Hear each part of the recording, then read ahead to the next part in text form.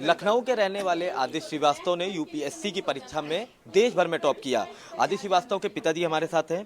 Sir, कैसा महसूस करते हैं आज? सर, बहुत गौरवान्वित महसूस कर रहे हैं हम लोग। मैंने हम लोग को लग रहा है कि हम लोग ऐसे कि सपना पूरा कर दिया उसने हम लोगों का, जो हम लोगों ने शुरू सोचा था उसके लिए, उसको पूरा किया उसने। बहुत गर्व महसूस कर रहे हैं हम लोग। शुभ दिन पर शुभ समाचार किसने दिया? आपने दिया नहीं, ये बेटे या ने आदित्य? दिया। एक्चुअली लंच में वो आया हुआ था, ट्रेनिंग कर रहा है, आईपीएस की ट्रेनिंग कर रहा है वो। तो लंच में आया था, तो आज रिजल्ट आना था, एक्सपेक्टेड था रिजल्ट। तो वो भी देख रहा होगा बार बार रिजल्ट आया कि नहीं आया।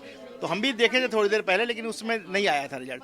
तो उसने फ़ोन किया तो हम समझ गए कि रिजल्ट आ गया, क्योंकि बीच में वो फ़ोन करता नहीं है, जनरली वो रात में ही फ़ोन करता है। तो उसने कहा कि पापा जी अनएक्सपेक्टेड हो गया है, कुछ ज़्यादा ही हो गया लगता है। तो हमको लगा कि हम लोग ऐसे टॉप 50 का तो एक्सपेक्ट कर रहे थे उसके। तो जब वो बोला रैंक 1, तो हमारे भी लग रहा है कि जो है भाई हाथ पर काँप रहे थे कि रैंक 1 तो बहुत ज़्यादा हो गया सही में। सबसे बात करें स्कूलिंग की, आदित्य की कहाँ से स्कूलिंग की है?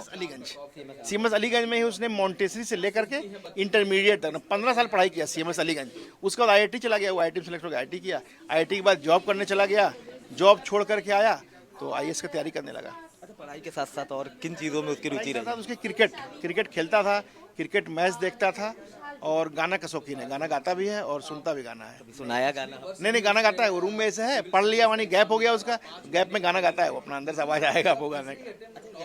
कहा जाता है जरूर कि बच्चा अगर माँ बाप का कुछ अच्छा करता है तो माँ बाप का नाम भी रोशन होता है। आपका और माता जी का आदित्य की कितना हाथ रहा? कैसे आप लोग ने भी कितनी मेहनत? पूरा हम लोग में पूरा उसको मैंने सपोर्ट में खड़े रहे कि सपोर्ट ही कर सकते हैं हम लोग।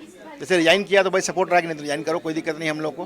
तो सपोर्ट में हम लोग खड़े रहे हमेशा उसके साथ में। जो भी वो किया, जान रहे थे जो भी वो करेगा अच्छा करेगा, कोई उसका गलत डिसीजन नहीं होगा। ये जान रहे थे डिसीजन उसका जो भी होगा सही होगा डिसीजन। साथ में हम लोग खड़े रहना था। अच्छा, बचपन से कभी सोचा था क्या कि ये दिन देखने को मिलेंगे? देखिए, ये तो नहीं सोचा था। तो जैसे आईआईटी के बाद जब उसने तैयारी शुरू किया तो ये तो था कि कर ले जाएगा। अब जैसे कि आईपीएस में पिछली बार उसका हो गया, तो जब दूसरी बार उसने दिया तो वो कहा था कि बाबा जी सब पेपर जो है हमारे सब थोड़े थोड़े अच्छे हुए हैं, पिछली बार से थोड़े अच्छे हुए हैं। तो एक्सपेक्ट था कि हो तो जाएगा, लेकिन रैंक 1 हो जाएगा ये उम्मीद नहीं थी। टॉप 50 की हम लोग उम्मीद कर रहे थे। बचपन से ही सोचा था ये सपना कि आईएएस बनना है? अब वो उसकी पढ़ाई अच्छी थी तो हम लोग भी सोचते थे कि प्रशासनिक सेवा में जाए तो ज़्यादा अच्छा रहेगा। तो लगता था कि कर ले जाए तो अच्छा है। तो उसको हम लोग बातचीत करते थे, भैया यही जॉब में जाना है तुमको।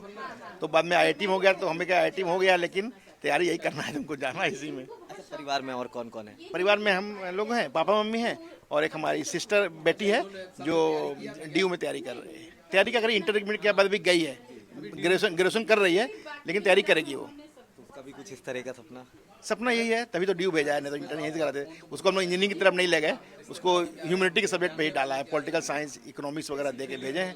अब देखिए कहाँ तक सक्सेस होते हैं हम लोग, भेजे तो हैं इसी पर्पज से उसको। अच्छा, एक आखिरी सवाल, तमाम ऐसे पेरेंट्स हैं जो बच्चों पे प्रेशर बनाते हैं पढ़ाई को लेकर, ठीक है, तो उन पेरेंट्स के लिए क्या मैसेज पड़ा कि बच्चों का यदि भाव तो हम लोग लेते ही हैं। जैसे अगर इसका रहता कि सिविल सर्विस नहीं कर पाएगा, इतना हमको उम्मीद रहता, तो हम इसको जैसे आईआईटी के बाद जॉब कर रहा, जॉब करने देते। लेकिन ये उम्मीद थी कि कर ले जाएगा, तब तो हम भाई इस पर कर सकते हैं।